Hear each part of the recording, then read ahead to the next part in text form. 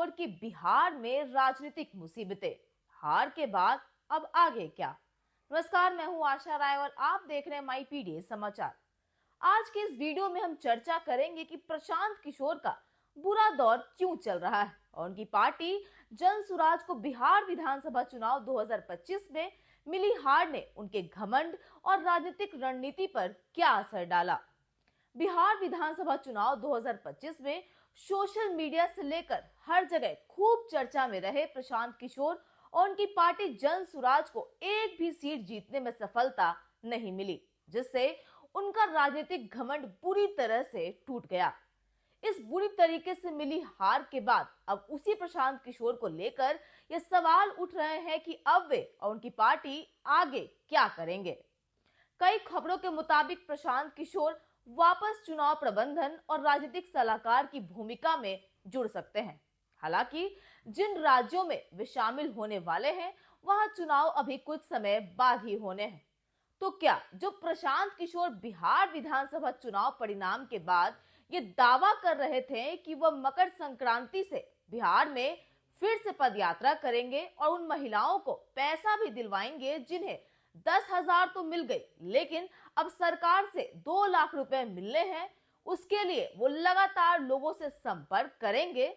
लेकिन बड़ी बात इतनी नहीं है कि वो पद यात्रा करेंगे, लेकिन प्रशांत किशोर की पार्टी अब यह वजह ढूंढ रही है कि बिहार विधानसभा चुनाव 2025 में उनकी हार क्यों हुई।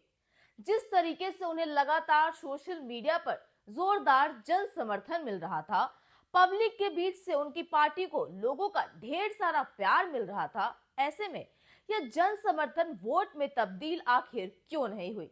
आपको बता दें कि जन सुराज को बिहार में कुल 16,77,573 वोट मिले, जो कुल वोट का महज 3.25% था। इसका मतलब है कि इस वोट से चुनाव परिणाम में कोई बड़ा बदलाव नहीं आया।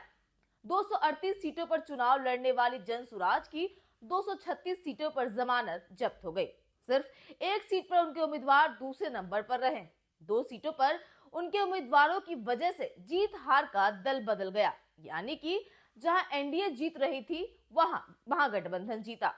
ऐसे में अब सवाल उठ रहा है कि प्रशांत किशोर आगे आखिर क्या करेंगे। फिलहाल तो वे दिल्ली में हैं और विभिन्न राज्यों के नेताओं से मुलाकात कर रहे हैं। कहा जा रहा है कि राजस्थान में वे तीसरे गठबंधन के विकल्प तलाश सकते हैं और दक्षिण भारत के कुछ नेताओं के लिए चुनावी अभियान भी संभाल सकते हैं। जहां तक बिहार की बात है, पार्टी ने हार की समीक्षा के लिए अलग अलग जिलों में नेताओं को जिम्मेदारी दी है कि वे 15 जनवरी तक कार्यकर्ताओं से राय मशवरा करके रिपोर्ट सौंपे। उसके बाद टॉप लीडर्स बैठकर हार की समीक्षा की फाइनल रिपोर्ट प्रशांत किशोर को सौंपेंगे। हालांकि प्रशांत किशोर बार बार कह रहे हैं कि वे बिहार छोड़कर नहीं जाएंगे और यहाँ राजनीति करते रहेंगे।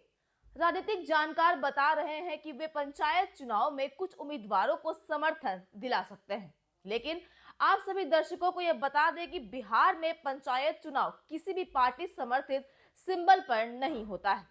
इंडिपेंडेंटली यह चुनाव होता है तो भले ही वो अपने उम्मीदवार को उतारे, लेकिन उनका सिंबल अपना ही होगा, जिसे वो बाद में कह सकते हैं कि ये हमारे पार्टी के उम्मीदवार थे। लेकिन इसके लिए भी फिलहाल कुछ वक्त है।